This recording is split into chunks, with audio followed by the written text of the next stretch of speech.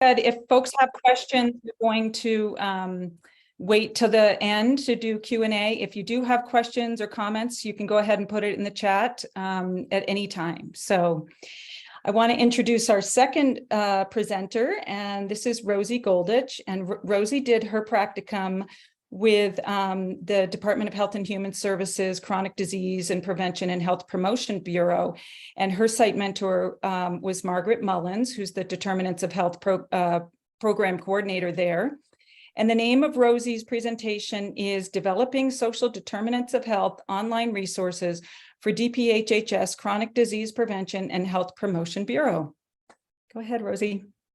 Hi everyone. Good afternoon. Like Lee said, my name is Rosie Goldich. My pronouns are she, her.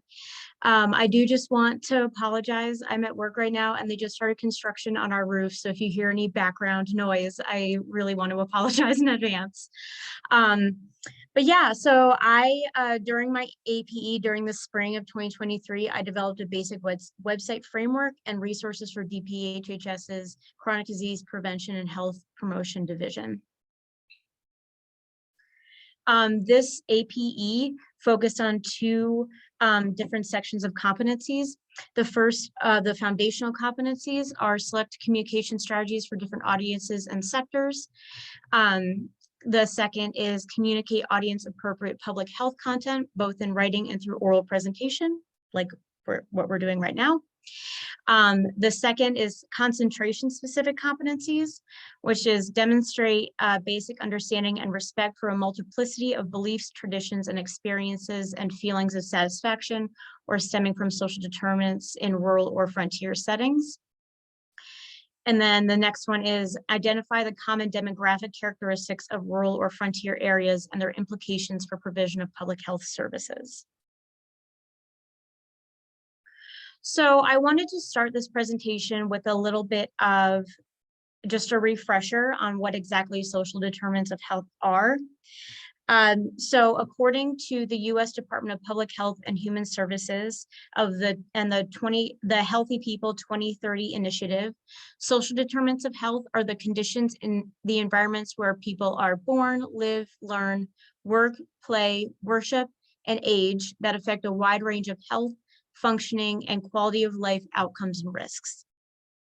And the 5 identified social determinants of health are economic stability, education access and quality, healthcare access and quality, neighborhood and built environment, and social and community context. And as you can see in the social determinants of health color wheel, all 5 of these sectors are represented. And these will come up later on in the presentation as well. Also, health equity and social determinants of health have been historically used interchangeably, but I did want to also reiterate the difference between health equity and health equality, because these two are not the same. Health equality is the belief that equal treatment and availability of healthcare services for all people, while health equity is everyone has a fair and just opportunity to be as healthy as possible. This requires removing obstacles to health, such as poverty, discrimination, and their consequences, including powerlessness and lack of access to good jobs with fair pay, quality, and education and housing, safe environments, and healthcare. And as you can see from the image on the left, this is a great depiction of the difference between equality and equity, where you can see that, you know, if everyone gets the same, then there are still people that aren't getting the care that they need, versus an equity situation where everyone has the resources and can overcome barriers and their circumstances and conditions. So when we started this project, you know, we really wanted to think of what resources and what the audience that this website is for. So we started by framing out 3 major areas. The first is a glossary. So what are commonly used terms in the health equity or social determinants of health space that need a little bit more information on. Second, these are partner organizations of Montana DPHHS, and then also national organizations that can provide a great resource on different areas of health equity that someone might need more information on. And then the third area was training resources, and these were specifically developed for healthcare organizations that are looking to implement these four areas, which are motivational interviewing, cultural competency, empathic inquiry, and implicit bias. And so if they wanted to, do a training with one of their staff, what are some health equity focus areas that they could present to their staff to encourage a more equitable healthcare organization? So I just wanted to show an example of some of the glossary terms. There are approximately 30 glossary terms that we added, but I didn't want to show all of them. I don't have time for that. So I just chose these 10 glossary terms that are all relevant to the health equity lens, and once again, what are the resources that we can provide healthcare professionals? And then the next are examples of resources. You'll notice that there are 3 main areas of resources with research, articles, and media. In research, I really wanted to look at, what are public health and medical journals saying about health equity and social determinants of health, and find some case studies of social determinants of health practices that have been employed and been successful. And then also articles talking about different aspects of social determinants of health, and once again looking at what is happening on the local level.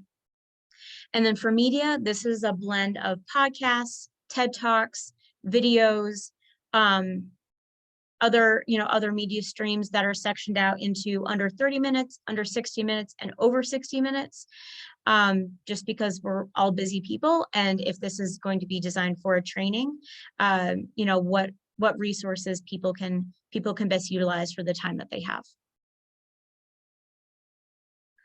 So as you all might be aware, there are so many different aspects of social determinants of health that are affecting us on a day-to-day basis. So we chose to focus on 6 areas. The first being mental and behavioral health services, broadband internet, housing, food security and sovereignty, discrimination, and transportation.